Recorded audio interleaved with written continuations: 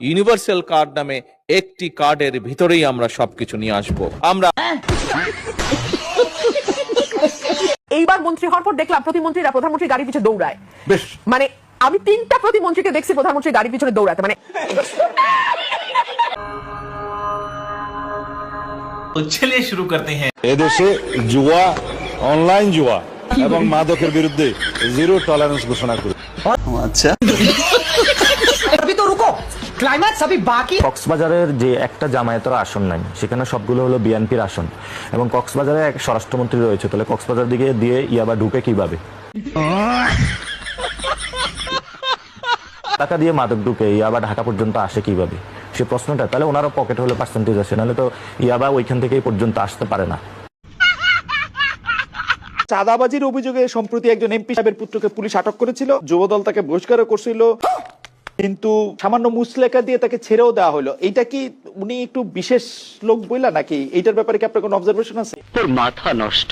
জনাব তারেক রহমান আপাতত আমাদের মা বোনদেরকে একটা নিরাপত্তা কার্ড দেন, সেটি ফ্যামিলি কার্ড হোক।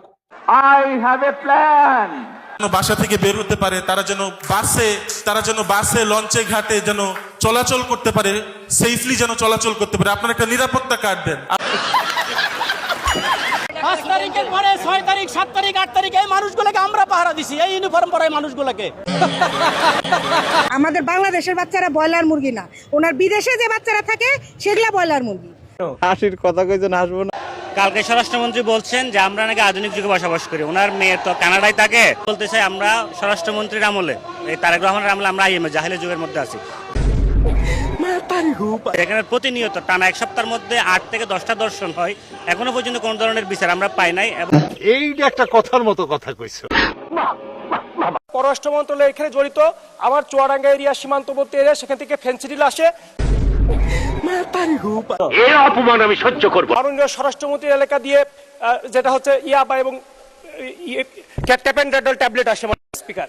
এইভাবেই আমাদের দেশে ছেড়ে যাচ্ছে সবকিছু।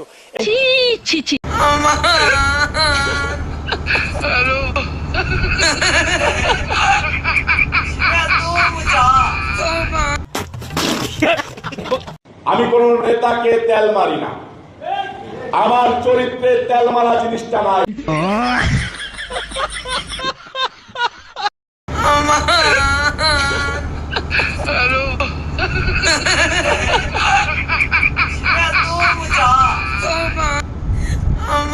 ইউনিভার্সাল কার্ড নামে একটি কার্ডের ভিতরেই আমরা সবকিছু নিয়ে আসবো।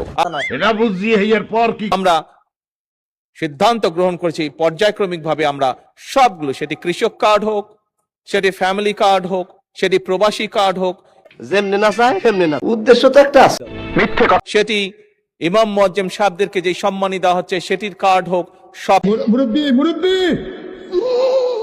কিছু আমরা ইউনিভার্সাল কার্ড নামে একটি কার্ডের ভিতরেই আমরা সবকিছু নিয়ে আসবো। ছোট লোকের বাচ্চা